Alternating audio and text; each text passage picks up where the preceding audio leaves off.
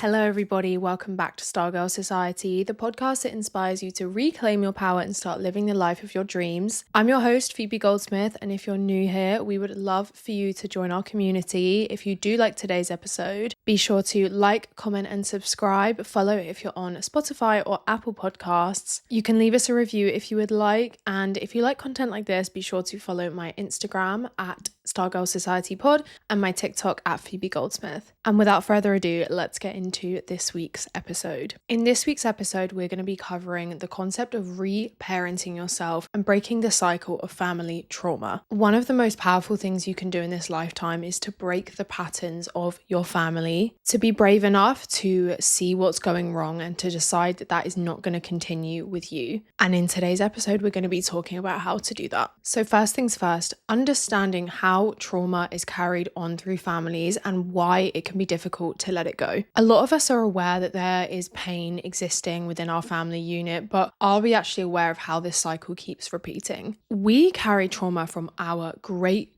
grandparents and beyond. When someone experiences pain in their childhood or their life and it becomes unresolved, that pain simply gets passed and passed and passed because it shapes the way that people raise their children. People do one of three things. They become the parent that hurt them, they parent as their inner child, or they become the parent that they needed growing up. Most people do one of the first two things. When trauma goes unrecognized, parents end up modeling that behavior that they experienced onto their own children. Or they might become an overprotective mess living through their children because they see you as the child that can be saved from what they went through, which equally carries trauma and can also equally cause issues. Now, why is it hard to let go of this trauma, but why we must let go of this trauma? This trauma is not yours to carry anymore, but sometimes carrying family trauma feels noble. Carrying pain from your family members feels like something you should do because you love them. Deviating from family thinking feels like a threat, even if you know that way of thinking is not healthy. You didn't decide to inherit this trauma, but you get to decide that the cycle ends here. And that is where re-parenting ourselves comes in. Re-parenting ourselves includes relearning our fundamental values and views on ourselves and the world around us, and you get to choose what they are. I'll run through with you a few fundamental beliefs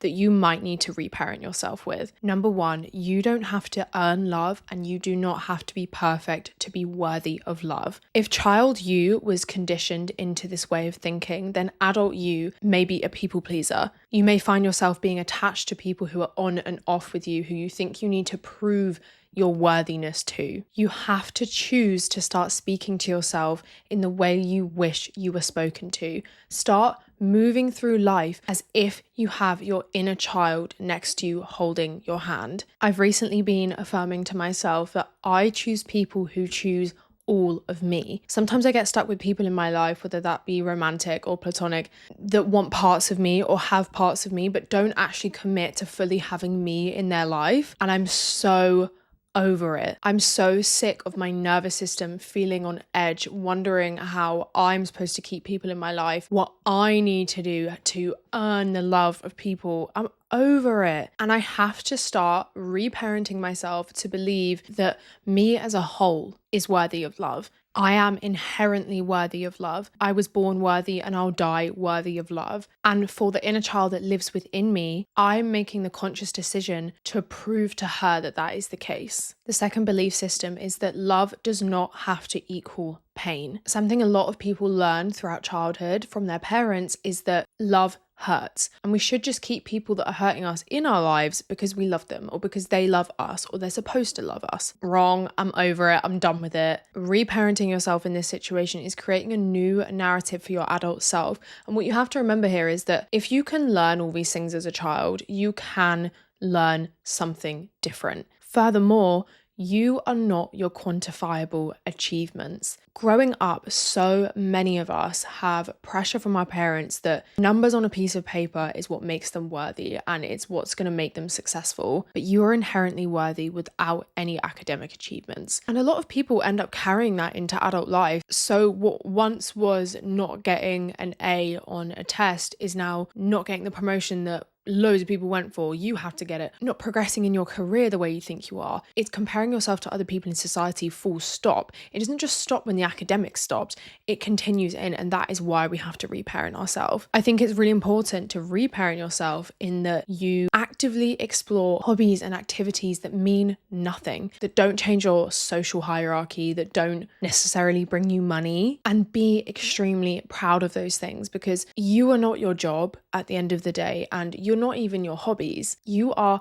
a radiant, incredible being, and you were put here for a reason because of your soul. Just being you is enough, and you have to reprogram your brain in order to start thinking that way, because that might not be how you were brought up. There's also definitely something to be said about healing a child version of you that was the parent growing up. The older you get, the more you realize that your parents are just people, and it's not an excuse. It's simply an explanation as to why some people have really fucked up childhoods where you feel like you are responsible for looking after the well-being of your parent. It's an extremely heavy weight to carry, and into adulthood you then feel responsible for everybody's feelings around you. You'll push yourself to the absolute max to burnout to make sure other people are okay because you feel like that's your responsibility. And this goes for anyone in their late teen years as well. This doesn't just have to be when you're a young child. When you hit a certain age, you start feeling like, well, I should be responsible for how my parents are feeling, and I'm old enough to be able to sort this out. No, you're not. You weren't.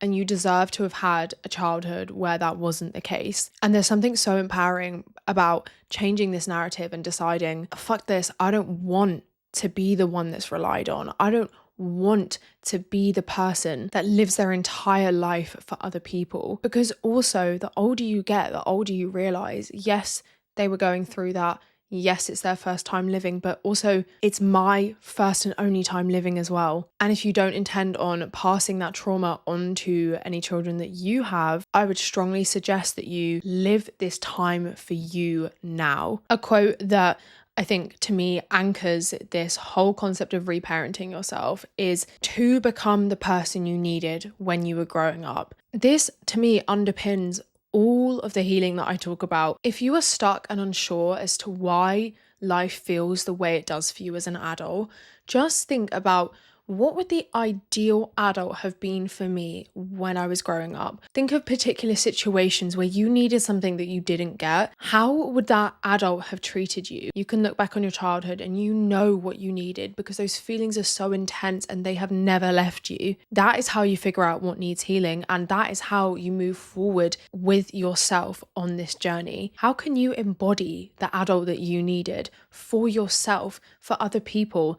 That is how you heal your inner child. We can't go back in time, but we can break the family cycle, and we can break it with ourselves. Something I mentioned in a really early episode that I did on this podcast actually is to find a picture of mini you that just really tugs at the heartstrings. Is that the phrase? Pulls at the heartstrings? I'll put mine on the screen. There will be one picture where you just look at yourself and you're like, oh my God, like it should make you emotional. It should evoke some kind of like emotional reaction from you. And look at this picture as often as you can. Think about that version of you. If you want, you can close your eyes and visualize that version of you.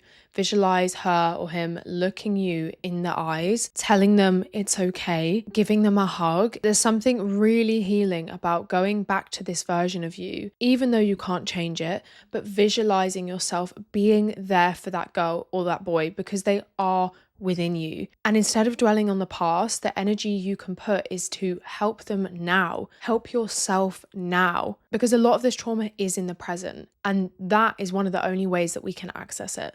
Okay, so a huge way of breaking the cycle of your family trauma is within who you choose as your partner and your friends. Your partner is the only family member that you get to choose. Choose wisely. If you want to see how healed you are, look around at the partners and the friends that you currently have in your life, because they reflect your beliefs about yourself and what you are worthy of. If you're still trying to impress a parent, prove your love to a parent and you haven't healed that yet, take a look at your partner and see how much they reflect your parent, and see how much you were trying to prove to them the love that you were desperately trying to prove as a child. I choose people who choose all of me. I choose people who show up for me. I choose people who communicate. I choose consistent people. Affirming this to yourself and cultivating this energy allows you to start choosing friends and partners in line with the person that you are becoming and not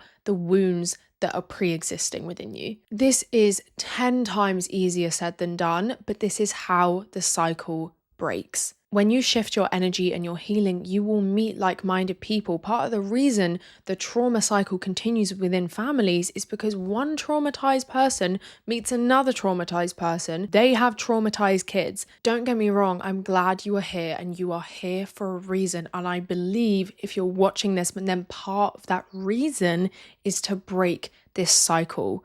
We definitely couldn't talk about breaking toxic cycles in the family and reparenting yourself without talking about cutting off family. Now, this is probably one of the hardest things that people will ever do, or to be honest, not do in their lifetime. Family is portrayed as and is one of the most important things in our life, but blood is not thicker than water. If we're putting so much weight on blood relatives as to why you cannot leave them, then let's put some weight on blood relatives and ask them why they treated you like that. I have so much respect for people that cut off family members because it is extremely painful and difficult for a lot of people. But if you look to the future and all you see is continued trauma, continued pain, and the only way to escape that is to cut these people out of your life, then that might be one of the best decisions you ever make. You get to decide if you're starting afresh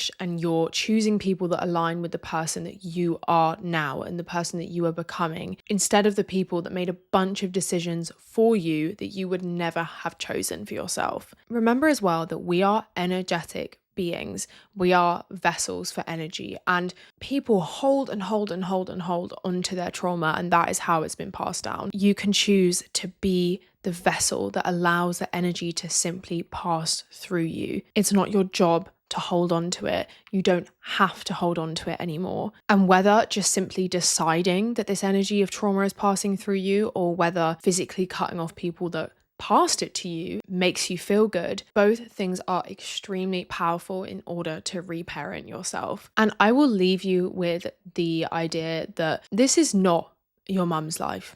It's not your dad's life. It's not your grandparents' life. It's not your great-grandparents' life. It's not your siblings' life, your extended family's life. This is your one and only life. And as much as this love is one of the strongest forces in our life, this love anchors us, it fuels us. The trauma that your family experienced is not your job to carry with you for the rest of your existence. Do not hold this trauma. Do not run from this trauma. Allow the trauma to exist and pass through you, and reparent yourself in the direction, in the way that your inner child so desperately craves. If you stayed to this point in the episode, comment down below the healing heart emoji. I really hope you guys liked this week's episode. If you did, be sure to like, comment, and subscribe. Follow if you're on Spotify or Apple Podcasts, and you can leave us a review if you'd like. I'm always open to suggestions on what you guys would like to see next. I love you guys so much, and I'll see you next week in the next episode.